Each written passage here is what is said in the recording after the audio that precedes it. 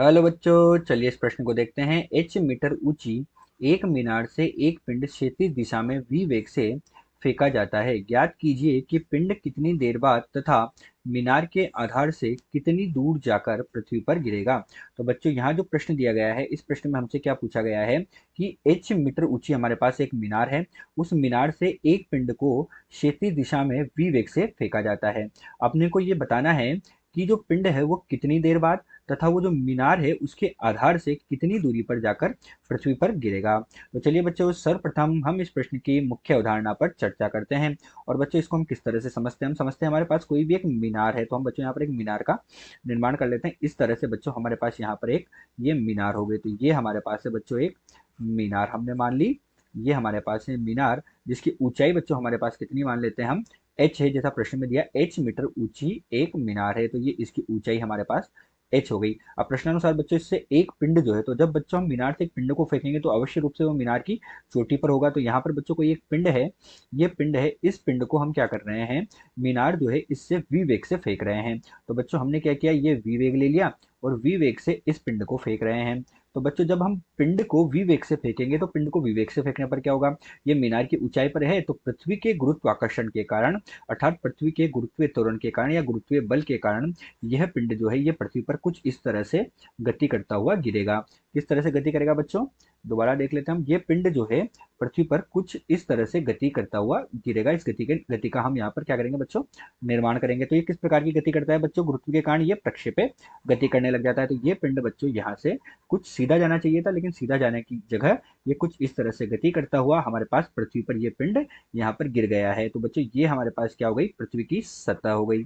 ये हमारे पास मीनार थी बच्चों, ये हमारे पास क्या हो गई, पृथ्वी की सतह हो गई। तो ये पिंड जो है पृथ्वी के गुरुत्व के कारण कौन सी गति कर लेता है, प्रक्षेप्य गति, तथा ये कौन सा पथ हो जाता है बच्चों हमारे पास, प्रक्षेप्य पथ हो जाता है। तो प्रक्षेप्य गति के कारण हमारे पास कौन सा पथ आ गया यहाँ पर, प्रक्षेप्य पथ आ गया। तो ये पिंड इस तरह से गति करता है, ये एच ऊंचाई होगी। बच्चों जब ये पिंड गति करेगा तो ये जो वी वेग से गति कर रहा है बच्चों, तो हमारे पास वेग के दो घटक होंगे, एक होगा बच्चों क्षैतिज दिशा में और एक होगा ऊर्ध्वाधर दिशा में। अब बच्चों प्रश्न में क्या कहा गया है कि पिंड क्षैतिज दिशा में वी वेग से फेंका जाता है, तो इसका क्षैतिज दिशा का जो घटक होगा बच्चों वो v के बराबर ही हो जाएगा। तो माना क्षैतिज दिशा का घटक कितना है, ux है।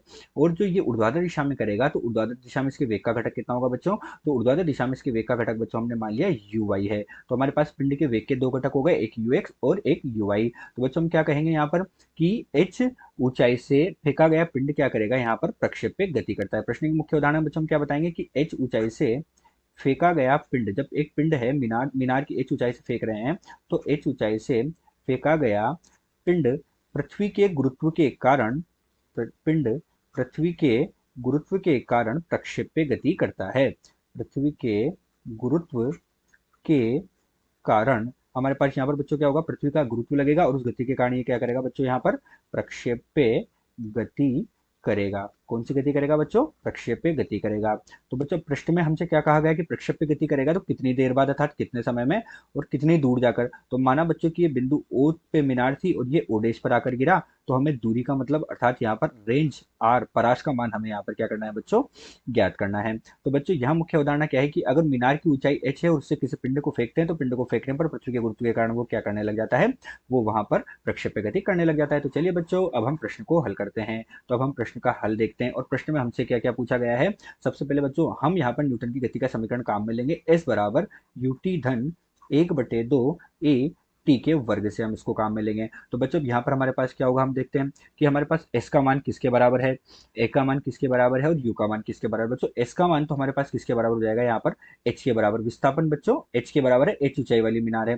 प्रारंभिक वेग बच्चों जीरो है, क्योंकि हमने उसको क्षेत्रीय दिशा में वी वेग दिया है, तब जाकर उसने गति करना प्रारंभ किया है। तो इसका प्रारंभिक वेग का मान हमारे पास क्या है, जीरो है। और बच्चों गुरुत्व त्वरण का मान हमारे पास कितना हो जाएगा, यहाँ पर जो गुरुत्व त्वरण है उस गुरुत्व त्वरण का मान हमारे पास जी के बराबर हो जाएगा। अतः बच्चों हमारे पास एच का मान, एस बराबर रख देंगे हम एच, यू की जगह जीरो, 1/2 हमारे पास कितना हो गया, जी टी के वर्ग के बराबर हो गया। तो यहाँ से बच्चों हमारे पास किसका मान आ जाएगा, समय का मान हम निकाल सकते हैं।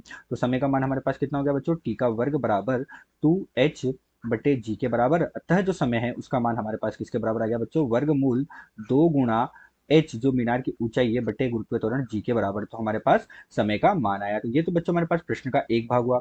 अब दूसरे भाग में हमसे पूछा कि मीनार के आधार से कितनी दूर जाकर वो गिरेगा। तो बच्चों हम यहाँ पर क्या करेंगे, दूरी का मान भी ज्ञात करेंगे। तो दूरी का मान बच्चों हम देखते हैं अब। तो दूरी का मान हमारे पास कितना होता है, जो दूरी होती है बच्चों हमारे पास वो कितनी हो जाती है। तो क्षैतिज परास जो होती है, यानी कि दूरी का मान बच्चों अगर हम देखें तो दूरी हमारे पास हो जाती है v गुणा टी के बराबर, यानी कि 4 गुणा समय के बराबर हो जाएगा। यहाँ से 4 गुणा समय के बराबर, अर्थात जो दूरी है वो हमारे पास क्या है, तो परास है।